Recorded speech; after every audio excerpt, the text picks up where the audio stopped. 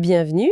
Aujourd'hui, on plonge dans des extraits d'un guide au titre assez direct, devient la personne qui attire le succès. Hmm.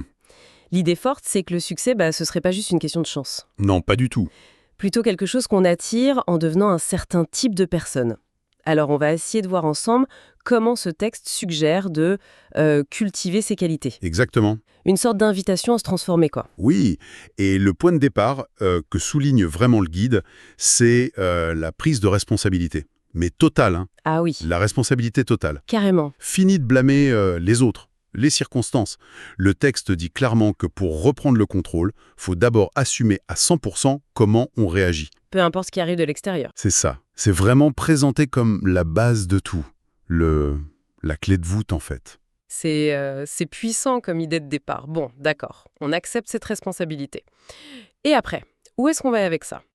Logiquement, le guide enchaîne sur les objectifs. Faut savoir où on voit. Des objectifs, oui, mais pas n'importe comment, j'imagine. Non, justement, clair, précis, mais surtout vraiment authentique, aligné avec soi. Authentique. La question qui revient tout le temps, c'est qu'est-ce que je veux vraiment? Pas ce que les autres veulent pour moi ou ce que je crois devoir vouloir. D'accord. Et comment on s'assure de cette authenticité? Le guide donne des pistes, au-delà de juste les écrire sur un papier? Il insiste pas mal sur l'introspection avant. Vraiment faire la part des choses entre ses désirs profonds et la pression sociale. Les « il faut que ». D'accord. L'écriture, la relecture quotidienne, c'est juste la concrétisation de ce choix intime. Mais bon, des objectifs, même super authentiques, ça reste des mots sans... La discipline. Ah, la fameuse discipline. Oui, le guide utilise une image assez parlante, c'est le pont entre les rêves et les résultats.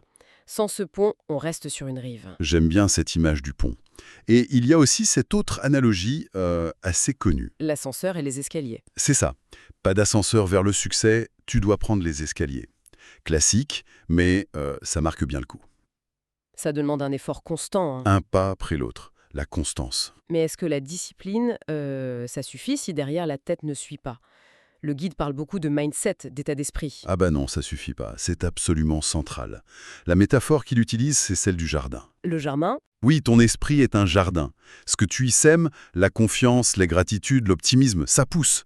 Mais si tu laisses pousser le doute, la peur, le pessimisme... tu récoltes ça aussi? Logique. Exactement. Et ce qui est intéressant, c'est qu'il insiste sur le fait que ce n'est pas passif. Il faut être vigilant. Vigilant. Comment ça? Choisir activement ce qu'on consomme mentalement, les livres, les infos sur les réseaux, même les conversations qu'on a, c'est une culture délibérée de son esprit. Une culture de l'esprit. J'aime bien.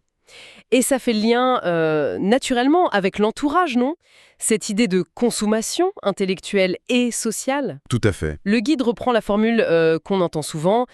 On est la moyenne des 5 personnes qu'on fréquente le plus. Oui, c'est une formule un peu bateau peut-être, mais Voilà, un peu cliché. Est-ce que le texte va plus loin que ça? il pousse surtout à l'honnêteté, à se demander, ok, mon entourage actuel, est-ce qui me stimule ou est-ce qui me freine?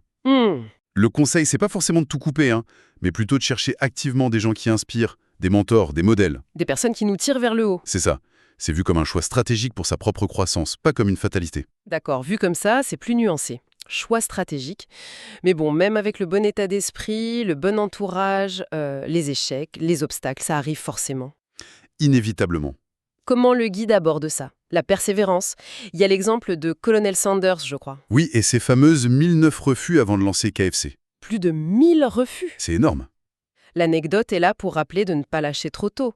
Mais au-delà de ça, le message, c'est que l'échec, ce n'est pas une fin. C'est une info. Une information. Oui, une étape pour apprendre. D'où l'importance de l'apprentissage continu. Le guide dit, le succès appartient aux curieux. Il faut rester curieux. Mais pas juste curieux passivement. Il faut apprendre, oui, mais surtout appliquer. Et, point crucial, s'adapter. S'adapter. C'est-à-dire? Le monde change vite. Il faut savoir ajuster ses méthodes, sa stratégie, sans perdre de vue son objectif final. C'est ce duo action et ajustement. C'est ça qui fait avancer. Action, ajustement. D'accord.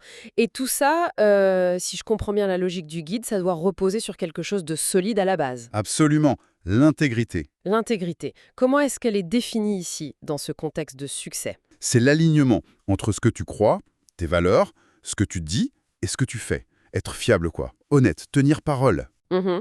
Le guide suggère, en gros, que le vrai succès, celui qui dure, il ne peut pas se bâtir sur du sable, sur de la malhonnêteté ou de l'incohérence. C'est cette cohérence personnelle qui inspire confiance. Et qui attire de bonnes opportunités, finalement. Exactement.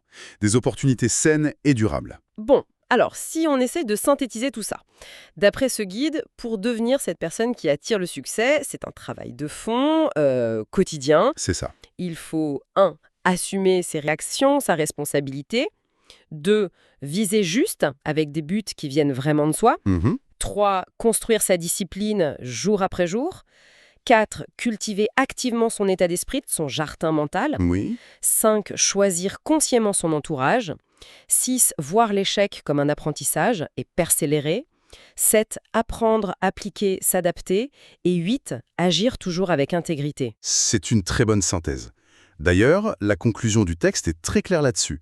Le succès n'est pas un hasard. Le succès est une conséquence. Une conséquence. Une conséquence de la personne que tu deviens chaque jour. Ça remet vraiment l'individu au cœur du processus. C'est toi qui construis la personne qui attire le succès. C'est très responsabilisant comme message final. Et ça me fait penser, pour laisser une dernière petite idée en suspens, le guide mentionne aussi l'importance de se connaître soi-même. Oui, comprends tes peurs, observe tes réactions, des choses comme ça. Exactement. Et je me demande si, au fond, au-delà d'atteindre des buts précis, la transformation la plus significative proposée par ce cheminement, ce n'est pas justement ça, une meilleure connaissance de soi. C'est une excellente question pour terminer. Peut-être que le vrai succès, c'est cette découverte intérieure, plus que les résultats extérieurs. Une piste de réflexion intéressante à emporter.